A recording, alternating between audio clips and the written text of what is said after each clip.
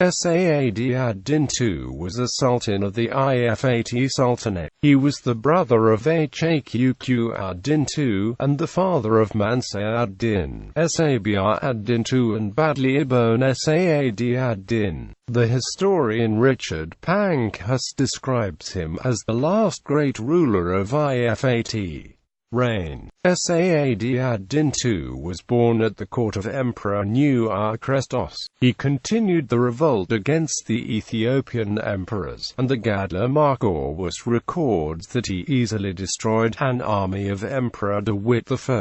The Egyptian encyclopedist Ahmad al-Kalkashandi also praises Sad-Din's victories against the Ethiopians. Pankhurst adds that Sad-Din also fought against the kingdom of the Hadiyya and a pastoral people called the Zaylan, both of whom were Ethiopian allies. However, as Tadesse Tamarit notes, these successes were short-lived, and in response to the growing Muslim power in the region, Emperor.The strengthened the Ethiopian defences along the border and established his court at Tilkin Fatigal. Despite these steps, Sad-Din's practice of making quick raids into Ethiopian territory presented a difficult challenge to the Ethiopian emperor, and it was not until the Sultan was pursued deep into Adal territory that the Ethiopians got purchase on the problem. After a battle between Sad-Din and the Ethiopian general Bawa, in which the Ifat army was defeated and no less than 400 elders, each of whom carried an iron bar as his insignia of office, were killed, Sad-Din with his remaining supporters were chased to Zila in modern Somalia. There, the emperor besieged Zila, finally capturing the city and killing Sultan Sad-Din.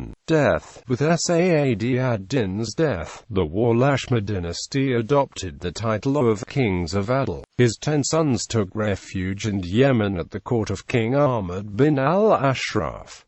There is some disagreement over the year when Sad-Din was killed. The historian al-Makrasi, confirmed by Ethiopian sources, states that it was in 1403, at the hands of Emperor.The. However, the Walashma Chronicle gives the date as 1415, which Professor Enrico Cerulli has argued in its defense. Legacy. Sad-Din's tomb stood as a hallowed site for centuries in Zila. It was visited by Richard Burton the explorer in 1854, who described it as a mound of rough stones surrounding an upright pole near the cemetery, decorated with the remains of votive banquets, broken stones, dried garbage, and stones blackened by the fire, showing how he was properly venerated as the current favorite saint of Zila. Trimmingham notes that at the time he wrote his book, the tomb had been destroyed by the encroaching sea. Additionally, the Sad-Din Islands in Somalia, off the coast of Zila, are named in Sad-Din's honor.